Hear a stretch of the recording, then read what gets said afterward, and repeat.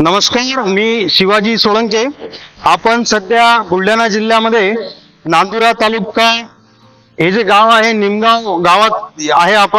आपण सध्या ज्या शिवारात आहे ते हे शिवार आहे मनोहर भाऊ दळवी यांचं हे शेत आहे। यांनी आपली हायरिच सीडची MDS 9001 हे 2 बॅगा पेरलेल्या आहेत। यांची जी पेरणीची तारीख आहे हे 17 जुलै आहे। आणि त्यानंतर आपलं पाहता आपण पुढे थोडं या व्हरायटी बाबतीत दळवी साहेब आपल्याला सांगतील। नमस्कार, मी मनोहर श्रीराम दळवी, राहणार निमगाव तालुका नांदुरा जिल्हा बुलढाणा। माझा मोबाईल नंबर आहे 9793580758। बऱ्याच वर्षापासून तुमच्या हायरिच सीडचे वाहन लावत आहे। म्हणजे जवळपास 5 वर्ष झाली मी तुमच्या हायरिच सीडचे वाहन लावत आहे। त्यामध्ये मी आतापर्यंत 1001, 2001 आणि 5001 वाहन मी पेरलेले आहे आणि मला चांगल्यापैकी उत्पन्न आलेलं आहे आणि माझा चांगला विश्वास आहे हायरिच कंपनीवर। ते मला खरात साहेब भेटले होते, त्यांनी सांगितले की बा यावर्षी आपले नवीन 2-3 वाहन लॉन्च झालेले आहेत, त्याच्यामध्ये 7001 आणि MDS 9001। तर मी MDS 9001 आणि 5001 यावर्षी परत लावलेलं आहे।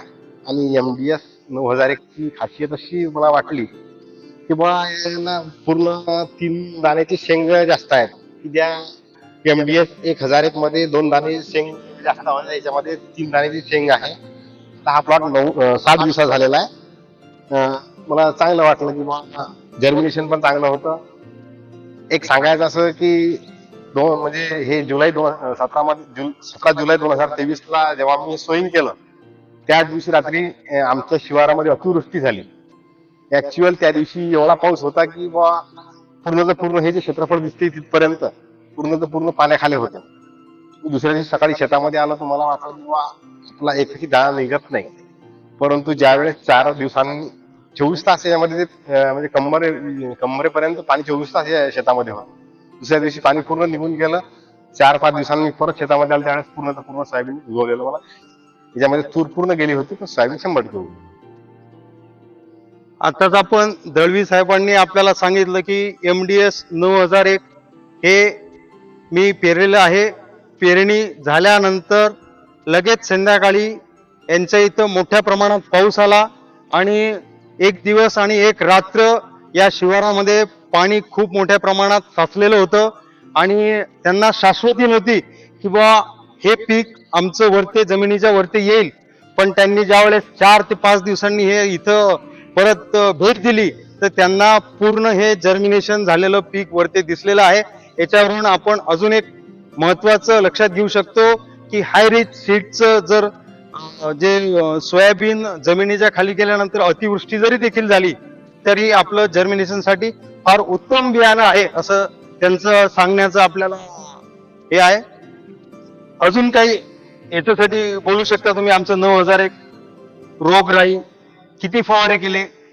आतापर्यंत माझा याच्यामध्ये तिसरा फवारा झालेला आहे। म्हणजे रोगराईला एवढा काही बळी पडत नाही। कुठल्याही प्रकारचा येलो मोजॅक किंवा आपलं काय सकिंग पेस्ट म्हणा, सकिंग पेस्ट किंवा अळ्यांचा कमी प्रमाणात या वाहनावर दिसतोय। जसं दळवी साहेबांचं अजून एक म्हणणं आलं की रोग प्रतिकारक शक्ती या वाहनामध्ये खूप चांगली आहे। कमी फवारणी खर्च या व्हेरायटीला लागतो आणि बऱ्यापैकी मला याचं चांगलं हे दिसत आहे। याची हाईट अति सुंदर आहे। याला लागलेल्या ज्या शेंगा आहेत, सध्या सुरुवात 60 दिवसाचा हा प्लॉट आपण इथं पाहतोय। दळवी साहेब, आपण या व्हेरायटी बद्दल माहिती दिल्याबद्दल मी आपला आभारी आहे। धन्यवाद।